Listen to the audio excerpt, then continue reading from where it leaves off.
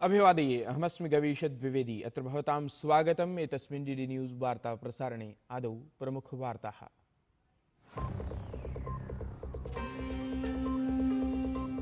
बिहारराज्यस्य Aurangabad Vaishali जनपदयोः JP Nadda अद्य कुर्यात् नैर्वाचनिकं प्रचारम्।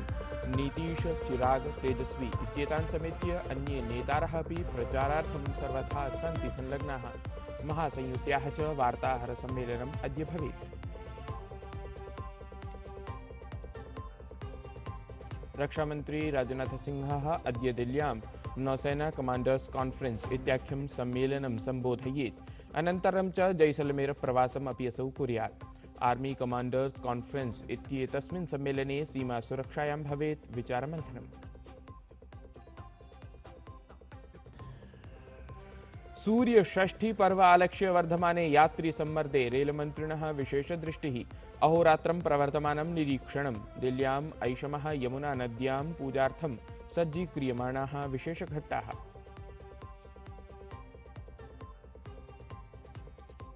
Budapest इत्यत्र उपवेशनस्य निरस्तीकरणानन्तरं ट्रम्प इत्यसौ सक्रियः। रशिया देशस्य द्वयोः तैलसमवाययोः असौ स्थापितवान् प्रतिबन्धान्। तत्रैव रशिया देशस्य सेनया मॉस्को नगरे कृतः परमाण्वभ्यासः। आईसीसी महिला वर्ल्ड कप इत्येतस्यां प्रतियोगितायाम् अद्य भारत न्यूजीलैंड दलयोः मिथः संघर्षः।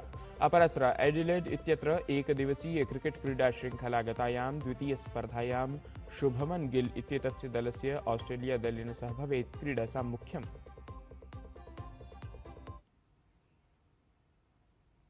बिहार विधानसभा निर्वाचनम् अभिलक्ष्य राजनीतिकदलैः सजवं प्रयत्नाः विधीयमानाः सन्ति।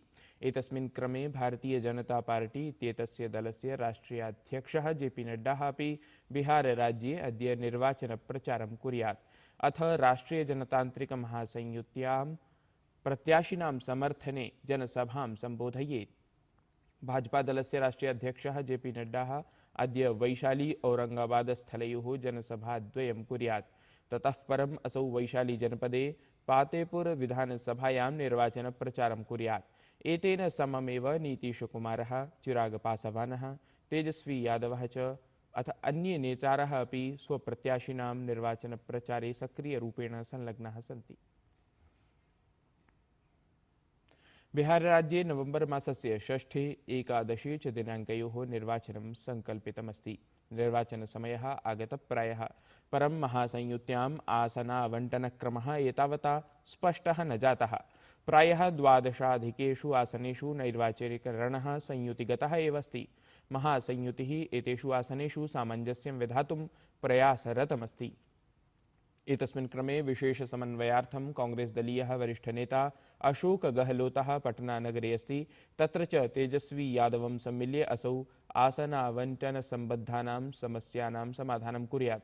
आरजेडी दलेन तावत् 43 आसनेषु, कांग्रेसदलेन 61 आसनेषु, वामदलीयैः 33 आसनेषु, वीआईपी इत्यनेन 15 अथ आईआईपी इत्यनेन दलेन 3 आसनेषु प्रत्याशिनः समुपस्थापिताः सन्ति।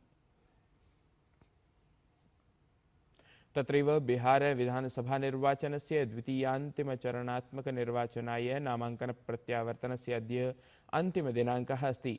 निर्वाचनस्य द्वितीये चरणे 20 जनपदानां 22,100 निर्वाचनक्षेत्रेषु नवेम्बर मासस्य 11 दिनाङ्के मतदानं भविष्यति। एतस्मिन् चरणे सीमाञ्चलक्षेत्रस्य अररिया, किशनगंज, पूर्णिया, कटिहार जनपदैः सममेव भागलपुर, बांका, जमुई, सुपौल स्थलेषु मतदानं भविष्यति।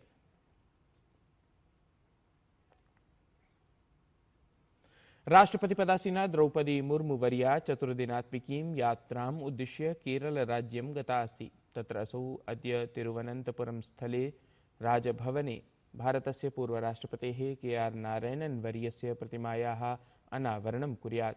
ततः परं राष्ट्रपतिवर्या राजभवने आयोजयिष्यमाणे समारोहे मुख्यातिथिरूपेण सम्मिल्य समारोहं सम्बोधयेत्।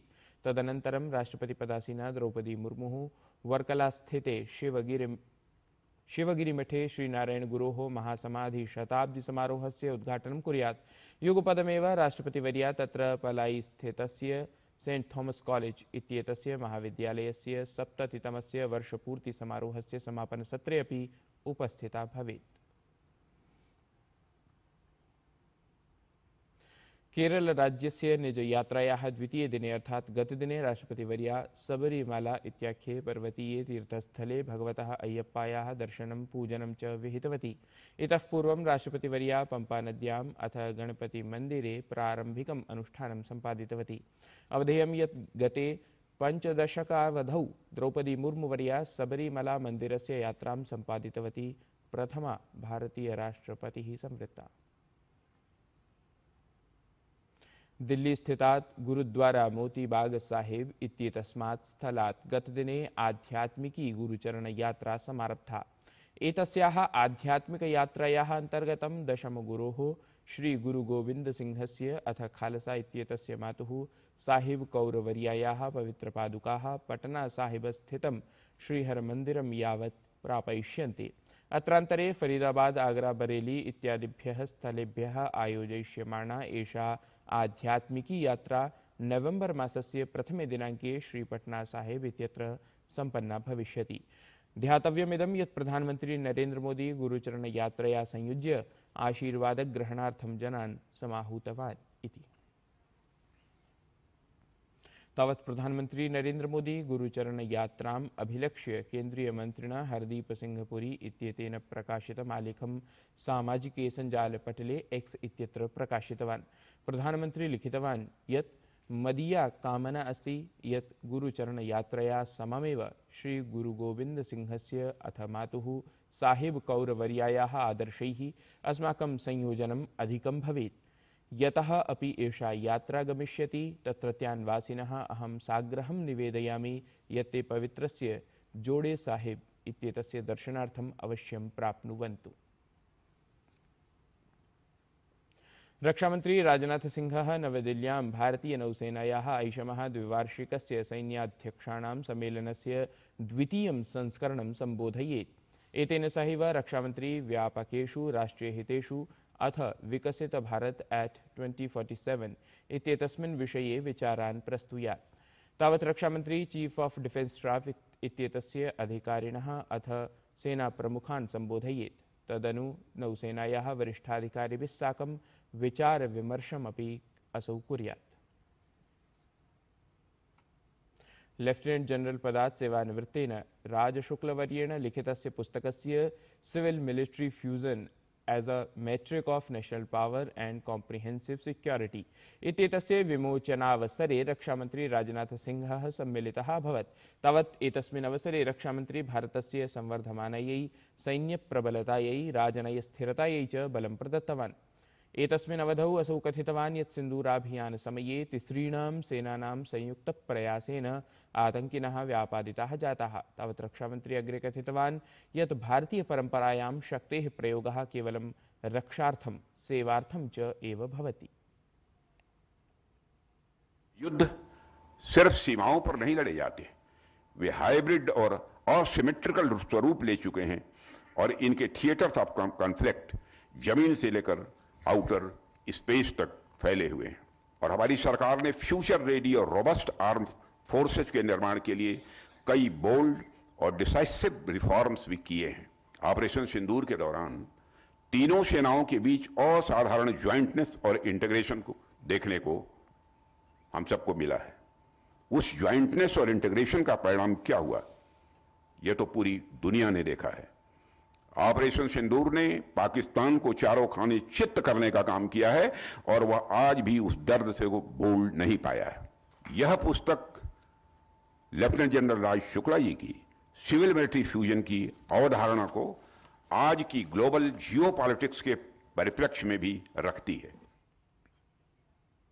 जापान भारत देशयोः मिथः सामुद्रिकाभ्यासे भारतीय नौसैन्यपोतः INS सह्याद्री इत्यभिनामधेयकः जलपोतः सम्मिलितः सञ्जातः।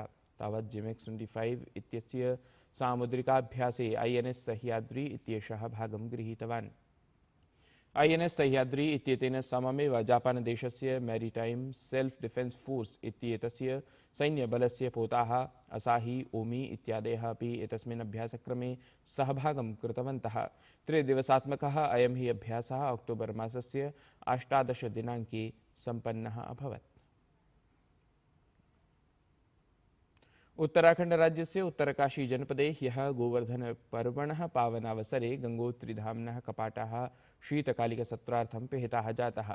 कपाटपिधानात् पूर्वम् एतस्मिन् गंगोत्रीधाम्नि विधानानुसारं पूजानुष्ठानम् अभवत्। अवधातव्यमस्ति यत् सम्प्रति भक्ताः देव्याः गंगायाः शीतकालिकनिवासे मुखीमठग्रामे अर्चनां कर्तुं शक्नुवन्ति। केंद्रीय सूचना प्रसारण मंत्रालयस्य सचिवः संजय जाजूः नागपुरस्थानाम् आकाशवाणी दूरदर्शन पत्र सूचना केंद्रीय संचार ब्यूरो इत्येतेषां कार्यालयानाम् अवलोकनं कृतवान्। एतस्मिन् अवधौ संजय जाजूवर्यः सम्बद्धाधिकारिभिः सह महत्त्वपूर्णेषु विषयेषु चर्चाम् अपि विहितवान्। सूर्यषष्ठी पर्व आलक्ष्य वर्धमाने यात्रिसम्मर्दे रेलमन्त्रिणः अश्विनी वैष्णवस्य विशेषदृष्टिः अस्ति। एतत् पर्व अभिलक्ष्य अहोरात्रं निरीक्षणं प्रवर्तमानमस्ति। एतस्मिन् क्रमे दिल्ल्याम् अपि ऐषमः सूर्यषष्ठी पर्व आलक्ष्य यमुना नद्यां पूजार्थं विशेषघट्टाः सज्जीक्रियमाणाः सन्ति इति विशेषः। निखिले हि देशे अद्य यमद्वितीयायाः पर्व हर्षोल्लासेन समं समाचर्यते। इदं पर्व भ्रातृभगिन्योः अभिन्नस्नेहस्य विश्वासस्य च प्रतीकभूतमस्ति। अद्य भगिन्यः स्वभ्रातॄणां मस्तके तिलकं संस्थाप्य तेषां दीर्घायोः सुखस्य समृद्धेः च कामनाः कुर्वन्ति। पौराणिकमान्यतानुसारम् एतस्मिन्नेव दिवसे यमराजदेवः स्वीयायाः भगिन्याः यमुनायाः गृहं गतवान् आसीत्, यत्र तस्य भगिनी यमुना तस्य मस्तके तिलकं संस्थाप्य आदरं सत्कारं च कृतवती आसीत्। तस्मात् एव दिवसात् इदं पर्व सततं समाचर्यते।